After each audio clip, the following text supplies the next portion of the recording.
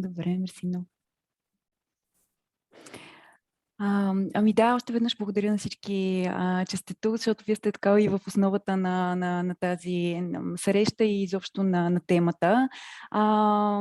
За какво ще си говорим днес? Ще ви споделя за моето пътешествие към програмирането и как всъщност промених кариерата си от маркетинг към програмиране, като естествено по пътя имаше предизвикателства, имаше така трудности, бих ги нарекла дори митове, страхове, които трябваше да преодолея. Ще ви споделя за тях и как се справих с тях. И за да не е само така голословно, ще ви разкажа и за моя план за действие, моята стратегия, която всъщност ми помогна да премина от нула опит в програмирането към моята работа като Junior Frontend Developer сега в VMware. Също така съм направила един списък от ресурси, които се надявам, че ще ви бъдат полезни и ще споделим с презентацията, за да може да ги разгледате. И за финал, естествено, ще оставим достатъчно време за въпроси. Като идеята, естествено, е, ако ви идват някакви въпроси, още докато презентирам и докато говоря. Oh, sorry. Yeah, sure. Okay. Definitely. I can switch to English, but just I'd like to apologize because I haven't done any preparation in English, so some words may come a little difficult. But yeah, I can just briefly, you can see the agenda for today, so no need to repeat myself there. But in terms of the Q&A session that is going to be at the end, I just wanted to ask you to share your questions in the chat while I'm talking, and then at the Q&A, of course, you can also ask your questions in personal, but just so that you don't forget them, first of all. And secondly, of course, my personal story may not entirely resonate or be the same as the case you are in right now. So please do share your experience, do share the things that you have as challenges, or the things that you have as some fears even. It's definitely a safe place to share those. And the idea of this event is to be as helpful and efficient as possible to you. So hopefully together we'll make it that way. And with no further ado, let me introduce myself finally, I guess. So yeah, my name is Zina. I'm junior front-end developer at Carbon Black Cloud at VMware. So just a little perspective what that means. Carbon Black Cloud is a cloud platform, security platform that helps companies manage and detect and prevent malicious attacks, hacker attacks. And I'm part of the team that is responsible for the UI, the user experience, which is super interesting, and I love what I do. And I'm part of the team that is based here in Bulgaria, but we work with colleagues from the US and from other countries, so all around. But yeah, this is my career right now. But like last year, I had nothing to do with programming. I was actually responsible for the marketing of Telluric Academy, and I had more than 10 years of experience in that field, PR and marketing under my belt.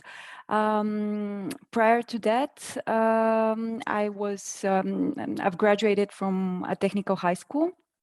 But this was like very, very long time ago. And after that, I pursued my university studies in the field of communications. So yeah, nothing to do with programming there as well. But nonetheless, throughout the years, I've had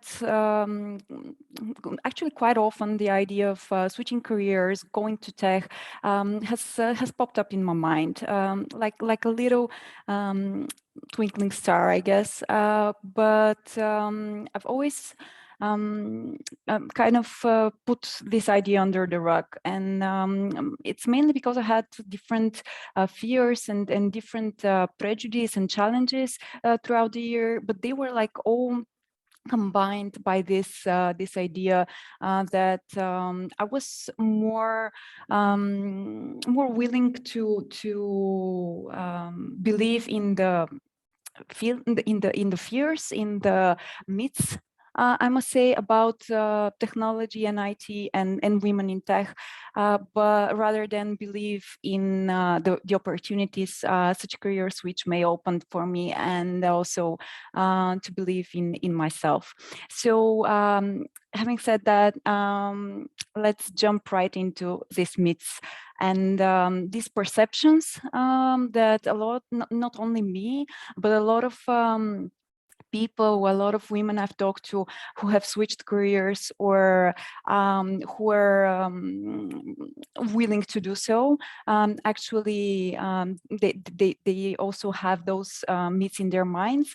And one of them, I must say, the biggest culprit, I guess, is that software development is a male profession.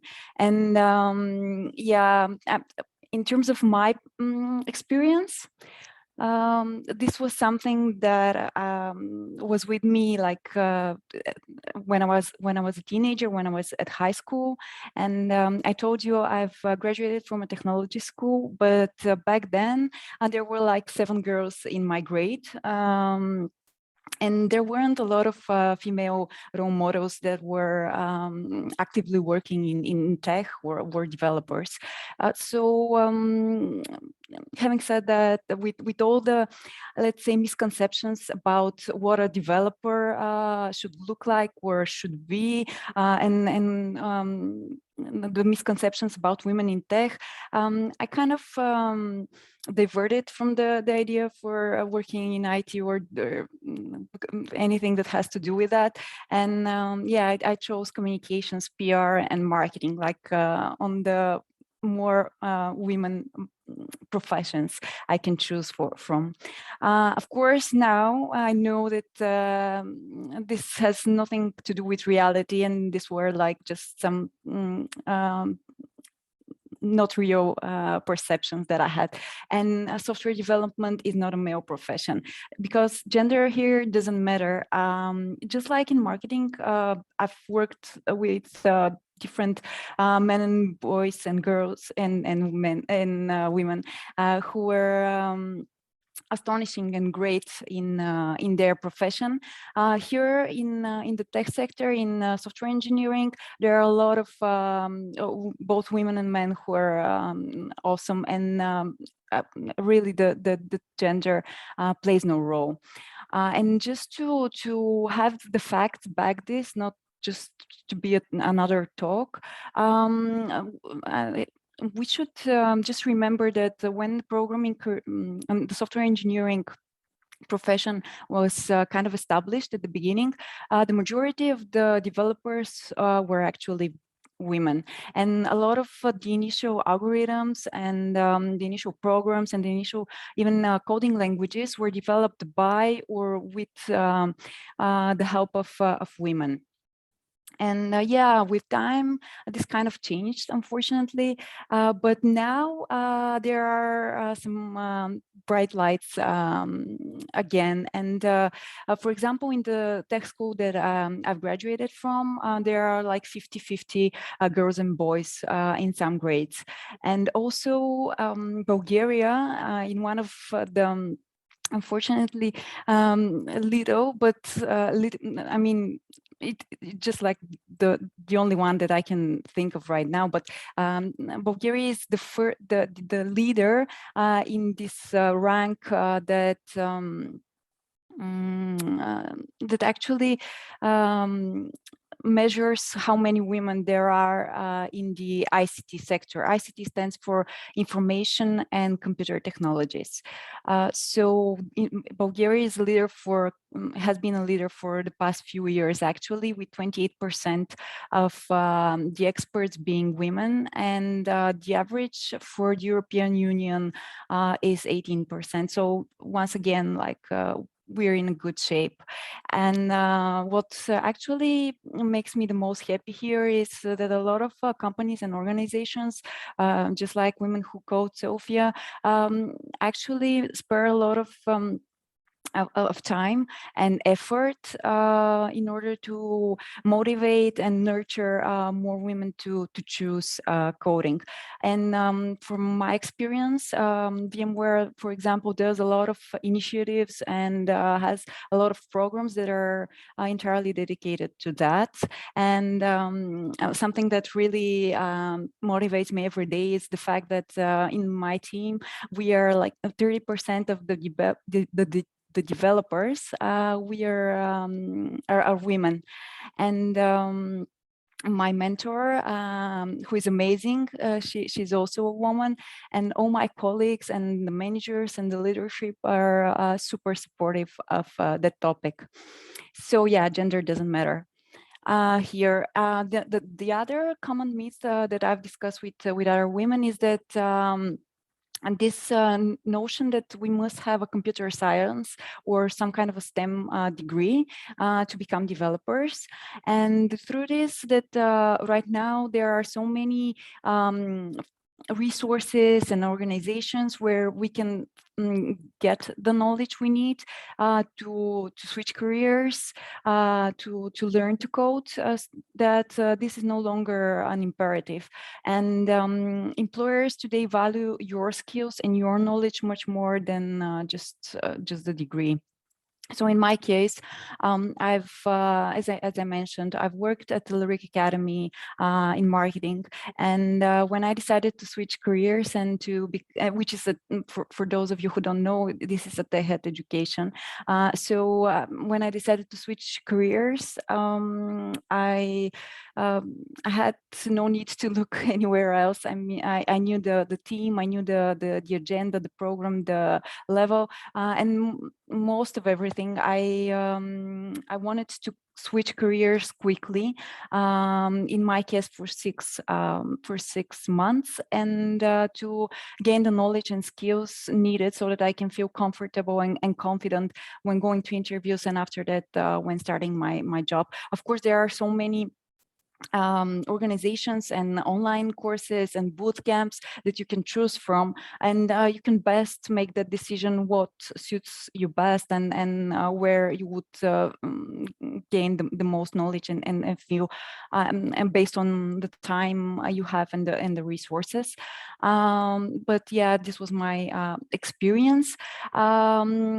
And in terms of another myth that we usually hear is I'm too old for a career switch. And honestly, this was something that was haunting me around as well. I made it my final decision to go to a career in software engineering last year when I was 34, sorry. So yeah, I was 34 and I was scared. I was scared not because I thought that I was too old to learn or to change, but rather what would other people think of me? What would employers think of me when they get my CV or when they interview me? And honestly, age is just a number, and when you're eager to learn, it really doesn't matter. I didn't feel any difference during the interviews, or I don't think that affected in any negative way my entire application process. I must have a relevant professional experience in order to join the tech industry. This is yet another fear or myth that it isn't the case, because we shouldn't forget that yes, we may lack the technical skills, but we can learn them. Anyways, we have great transferable skills that we have from our previous professional experience, that we have created throughout the years. And no matter whether we're talking about communication skills or working in teams, or something that is more specific to the domain that you're in right now, but think of those skills that you can actually use in the career you're aspiring to. And this is something that is beneficial and something employers will value for sure. I've actually talked to some hiring managers and who have shared that they even prefer to hire people who come from different career paths because they have already proven themselves that they can make a career, that they can, for example, manage their time, they can finish projects. Yeah, we shouldn't underestimate what we have under our belt in terms of skills. And definitely these are like not all myths, and perhaps there are some things that you're experiencing in your decision to change careers, and it would be awesome if you share that in the chat so that we can further discuss it. Like, what are the challenges, the myths that actually you see and you struggle with? Yeah, all those thoughts actually came together into one great myth, that it was no one will hire me, or actually will there be anyone, a company, to give me a chance to prove myself in this new field. Yeah, this again is nonsense, and we must just silence the internal naysayer and the negative thoughts here. And to prove that, I'll share a little bit more about the interview process and the application process that I had after graduating. So I applied to a few companies, and also some companies proactively contacted me. In just 2-3 weeks, I was in conversation with 10 of the 13 companies I've initially talked to. So I was in an interview process in 10 companies. And I managed to get offers in just these 2-3 weeks from 4 companies, and just stopped going to interviews because the company that I liked most and wanted to start in also liked me.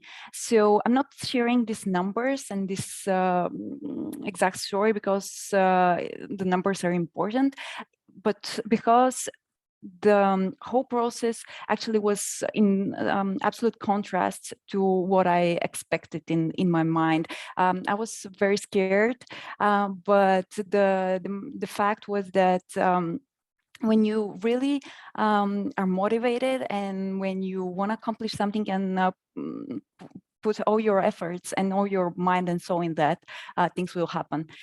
So yeah, all those things that we mentioned here, they are just myths, and we just have to put them in the back of our minds and carry on what we want to do.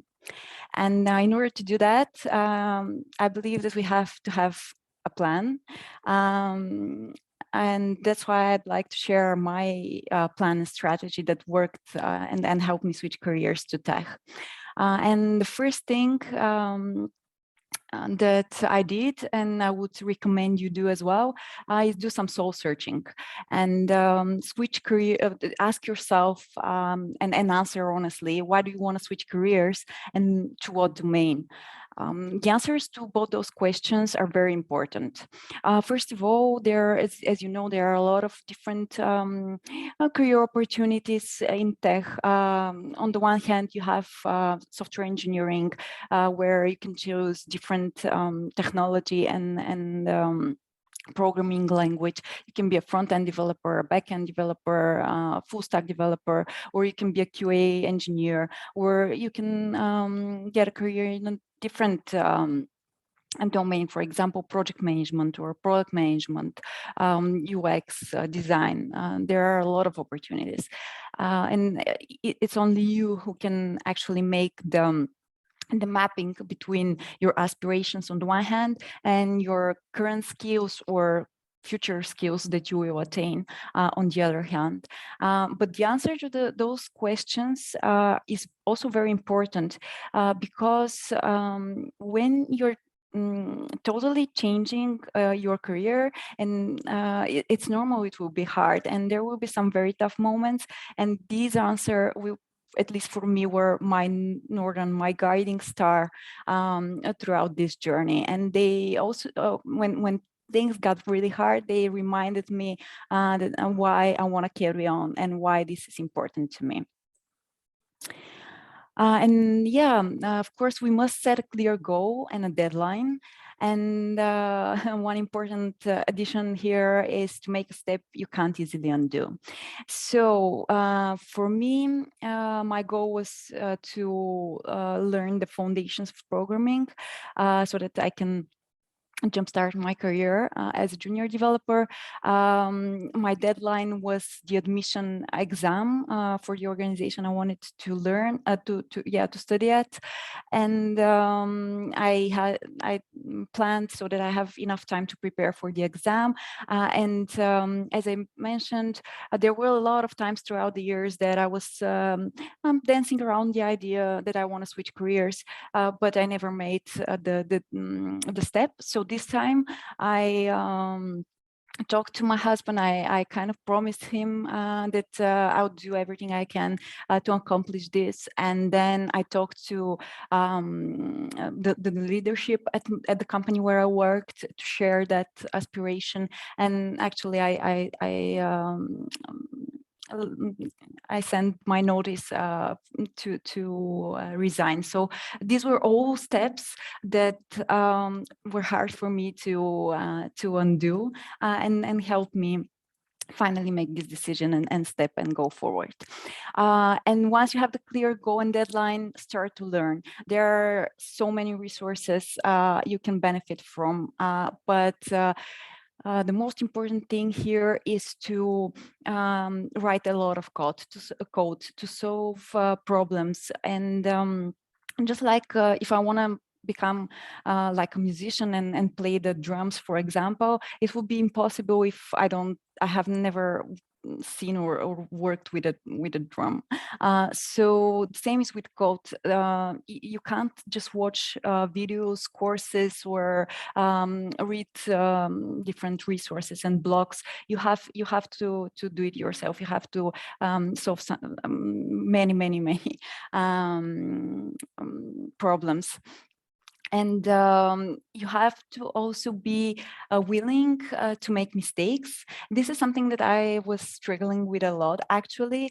But it's really important, because the more we break our code, the more we struggle with some bugs or something we don't understand, the better we learn it in the long run. And it's really important. And I know that, at least from my experience, women are more likely to not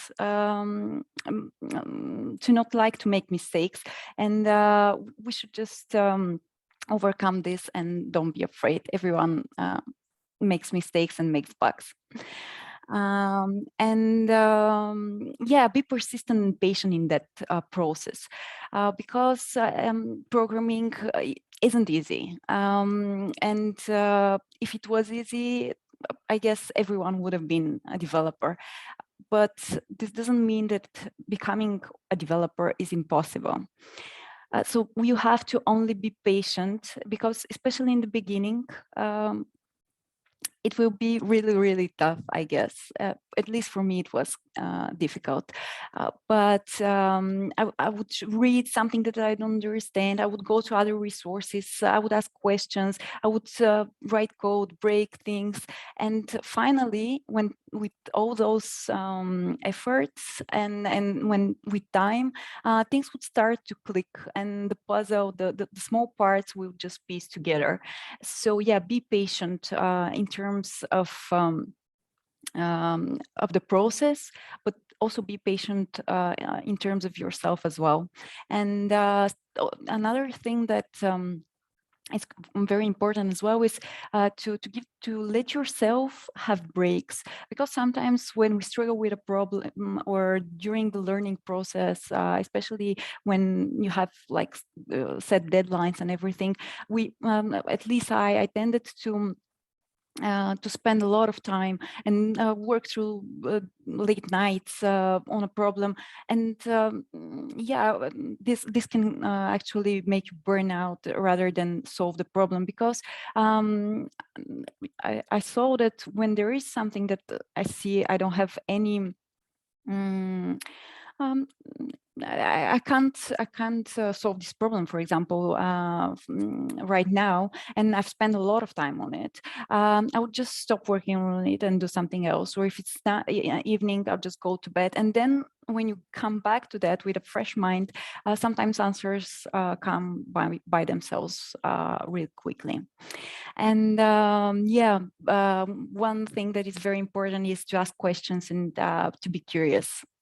The IT sector is a great community where people love what they do. They're willing to help, to explain, to share know-how. So benefit from that. Ask questions if you're learning somewhere. Ask the people you are learning with. Ask the people that teach you. Or if you're learning on your own, there are so many forums you can use. Or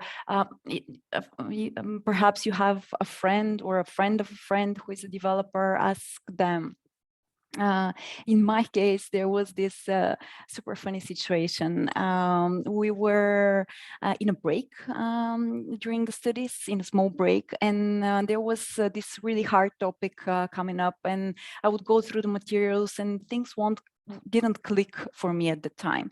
And yeah, I didn't feel happy with that fact, but I was on a break. So we went out with friends. We were eating dinner, having fun, talking, drinking, eating. It was fun, but these questions would just pop up in my mind. And I was having dinner with friends. Part of my friends were developers, so I would start asking questions, and nobody minded, even though we were all having. We were all on a vacation and we were like having our dinner. Nobody minded answering my questions and following up with the things that I didn't understand, and actually sharing their experiences when they first started coding. So yeah, for me this was a great moment, first of all, and reminder to always be curious and ask questions, and secondly, because yeah, I learned a lot of things that evening and had a lot of fun. This is something that we've already covered, know and use your strengths. And here we're talking about the strengths that you already got. Yes, you're going to learn the technical stuff in time, but you already have like a very strong tool set, so don't be afraid to use it. And finally, but most importantly, don't give up. When I was preparing for this presentation, I talked to friends who are women developers, and one of the girls said, "Yeah, don't give up is really important because there are like these struggles, and sometimes there is a lot of crying, and then there is a lot of sweat, and then there is some swearing. But if you don't give up, you'll make it." And when she said that, this so much reflected to my experience, and I was like, I felt really funny and happy at the same time that I guess everyone goes through that, but having the grit and the motivation, the persistency to not give up is the important thing to accomplish your goals.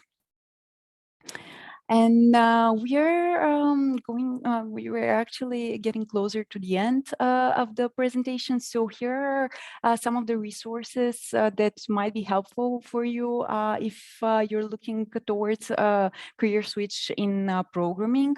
We are going to share the presentation with you so that you have the links. These are all free resources you can find online easily. And also, I've shared some resources that have been helpful to me in terms of decision making, not only programming. This is a paradigm that I used in terms of long-term planning and decision making, as well as some TED Talks related to career switching. So yeah, you have those to you. And yeah, I wanted to close with a saying that is really important to me, and it has been like it has been carrying me through my entire career switch process. Whatever you think you can or you can't do, you're right. And this is a photo of my new team here in VMware.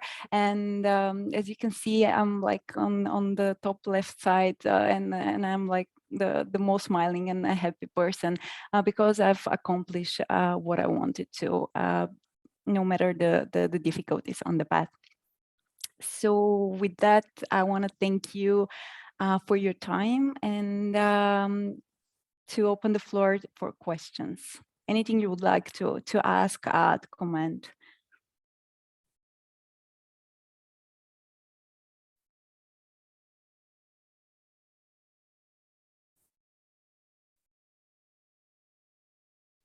Come on, don't be shy.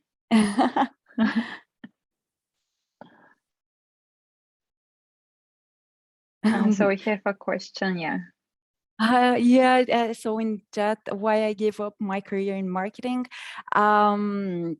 Yeah, well, I've been in marketing for 10 years and more even, as I said, but I really always wondered, what if I become a developer? A lot of my friends, even, yeah, my husband is a developer, so I've been surrounded by developers all the time, and I've always been curious, and solving problems has always been the thing that sparkled me and was the bigger driver when I for the things I did in marketing. And problem solving is the most important thing about programming as well. So yeah, this is why. I mean, this was like something like a dream for me to try and do that. And also, I'm a firm believer that women, there should be more women in coding and in the software engineering field. And as I mentioned, I was in marketing in the head organization, and this is a funny story, and something I didn't realize at the moment, but a lot of my colleagues shared. When I used to make presentations, I always used to put women that code on the presentation, and it was important for me that yeah, that there should be more visibility of that. So I don't know, Raina, how do you prefer? Should I read the questions? Or Yeah, go ahead. You see them, so okay, you thank can you. pick up them. Okay, so yeah, I hope I've answered the previous one. And this one from Radina is, did you feel the imposter syndrome at some point, and how did you deal with it? Yeah, awesome question. The imposter syndrome has been like a constant friend of mine throughout the years, and definitely it has been part of me with the idea of switching careers, and even now. But maybe with the years, I've realized that, okay, well, I guess this will always like this. I will always have some fears, but the thing that I fear the most is not giving myself a chance and not pursuing what I want. And this kind of makes the imposter syndrome go away.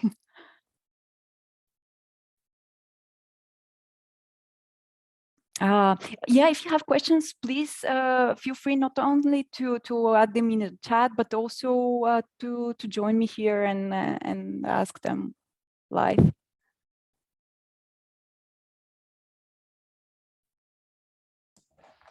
Hi, Ina, great talk. I was wondering, why did you decide to become a front-end developer specifically? What do you like about it the most? Thank you so much. Yeah, so why front-end development? Well, because I guess because in my previous career profession, marketing has a lot to do with, or at least my job had a lot to do with the digital presence of the company. So I was responsible for the website creation, redesign, the marketing stuff in terms of copy and so forth, so on. And so yeah, I had this experience and a relation to creating this digital presence, the look and the feel, and talking to customers in terms of user experience. We had different questionnaires and ways to monitor the user experience. So this was something that I had not experience, but was like the closer to me, was close to me. Yeah, that's why I chose it. And honestly, so far I'm super happy with it. And I really love what I do. The fact that I can see the way the website or the platform, the application changes due to my effort, and actually how much effort is needed to make things work as they must and to work seamlessly. It's really amazing. Okay, there is another question, I think. Thank you for the inspiring presentation. Most of the reasons you mentioned that you were afraid of, I can relate to. Yeah, awesome. Mostly age, lack of experience in tech. I'm also wanting to switch from academia, so I feel companies might lack an experience in industry. What do you think you took from your previous career in your current one, focusing on soft skills mostly? Okay, so yeah. So on the one hand, for sure, the fact that I've the communication skills, the working team, managerial skills, even so that I can manage my time, how I plan my work so that things are done on a timely manner. But also, as I said, in terms of specifically marketing, I had a close relationship in terms of not with the users of our digital assets, but rather with their experience. Yeah, this is something that is now very useful for me, because I can put myself in the shoes of the user. I can think of when doing something, when implementing something, like is this what the user would like? Or of course, they are user experience experts, and we follow their guidance and what they do. But still, for me, it's important to not only implement something that has been given to me, but also to understand why it is it has been created that way and how it helps. So this was definitely helpful. And yeah, and all these like task management skills that I have from my previous job.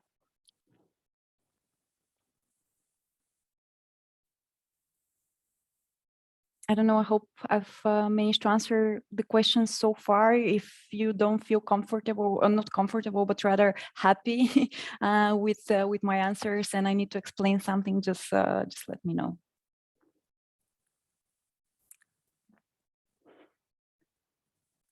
Can you give some more information about the courses you took?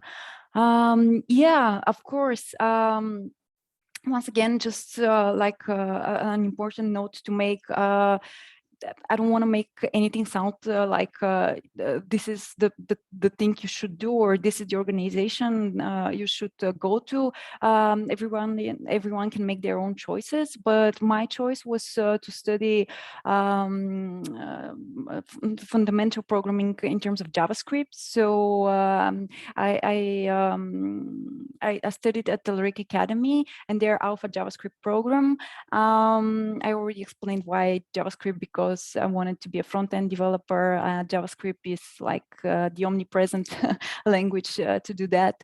And yeah, and I actually in terms of my very first steps into software engineering, the basics, just like the variables, the loops, and so on and so forth. I watched courses on Coursera and Udemy and Udacity. So sorry, I mixed those two. So yeah, they are free, and I've linked some of them, not some of them, but I've linked them in the resources slide, so you can take a look if that is helpful. And I did also a lot of, while I was learning, I did a lot of site research. I mean, different forums, different blogs, and so on, so that I can really expand my knowledge.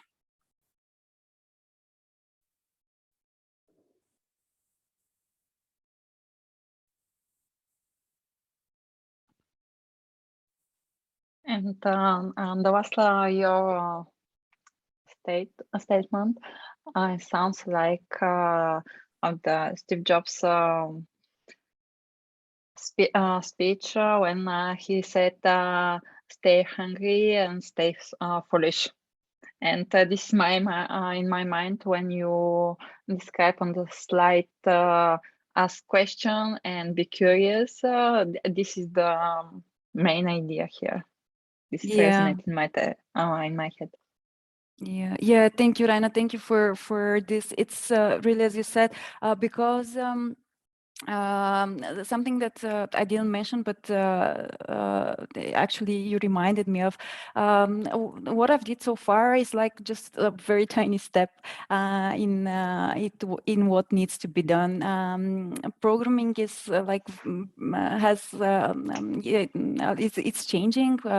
Coding languages are evolving, and I'm in the very beginning of the things that I have to learn.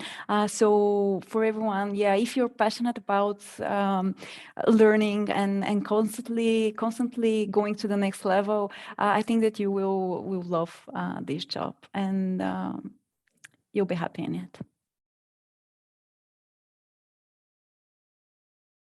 Thank you, for your storytelling and your passion that you describe all the steps to this journey.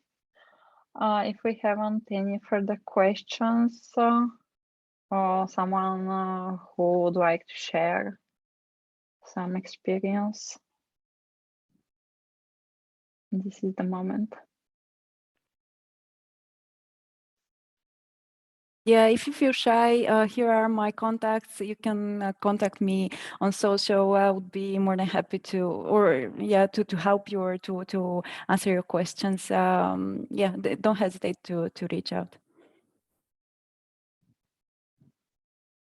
Awesome. Yeah, I really hope that because Marina said in the chat, that definitely makes me think about my career. I just hope that you will have the courage to make the next step, and wish you luck in that. And once again, thanks, Raina, for the opportunity to talk. And thank you for your participation, and thank you very much for joining our event. And I hope we'll see you again soon. I wish you a great evening, and see you soon. Bye-bye. Bye-bye.